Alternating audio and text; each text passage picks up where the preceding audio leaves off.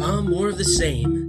Politicians acting like they know and understand history, the concept of liberty, or the role of government intended by the framers of the U.S. Constitution.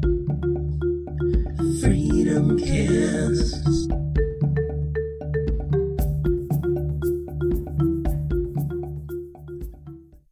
Last month, Hillary made an enlightening statement about Iran on ABC's Good Morning America. She's actually made many enlightening statements in this regard.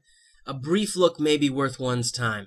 Of course, I would make it clear to the Iranians that an attack on Israel would incur massive retaliation from the United States. And we will let the Iranians know that, yes, an attack on Israel would trigger massive retaliation. We are not going to permit them, if we can prevent it, from becoming a nuclear power. But were they to become so, their use of nuclear weapons against Israel would provoke a nuclear response from the United States, which personally I believe would prevent it from happening. Well, the question was, if Iran were to launch a nuclear attack on Israel, what would our response be? And I want the Iranians to know that if I'm the president, we will attack Iran.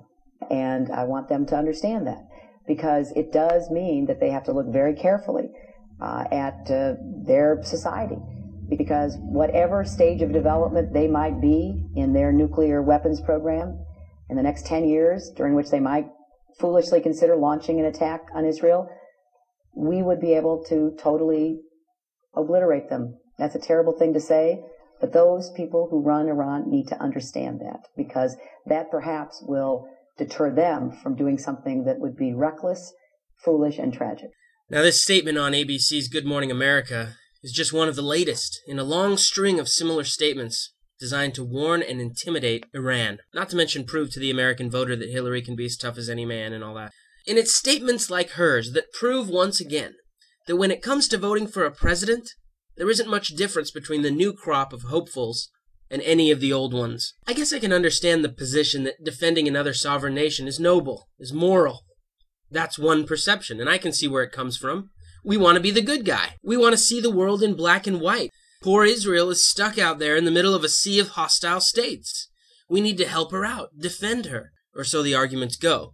My question is, why? Israel is loaded with nuclear firepower and boasts a top-notch military feared throughout the region. Thus, in terms of the ability to actually defend herself against her enemies, Israel is more than capable. The U.S. government, however, insists on stepping into the middle anyway.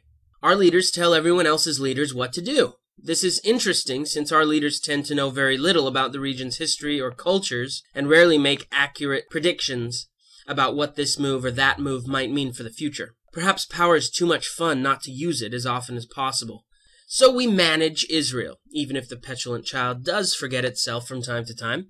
We give her money. We give her weapons. We rattle our sabers in her defense. Meanwhile, we're giving millions and millions in aid, quote unquote, to almost all of her worst enemies. We tell them what to do. Foreign interventionism makes so much sense, doesn't it? It's a winning strategy, really. All we have to do is make sure we're involved in every local conflict in the Middle East, and we can make it all better. After all, that's what the Constitution calls for. Wait, no it doesn't. If we were to follow that antiquated sheet of paper, I guess we wouldn't be there, after all. Hillary Clinton certainly wouldn't come off sounding tough after uttering harsh words against Iran. On the contrary, she'd sound like a war baiter. And so she should. Let these nations work out their own problems. That's not to say that individuals and non-governmental organizations can't be there, striving to help out in whatever way they feel would be best. But to the federal government, I say, along with George Washington and Thomas Jefferson, among many others, please stay out of it. This is unlikely to happen. It seems that whether McCain or Hillary or even Obama wins, a war with Iran is likely. More of the same indeed.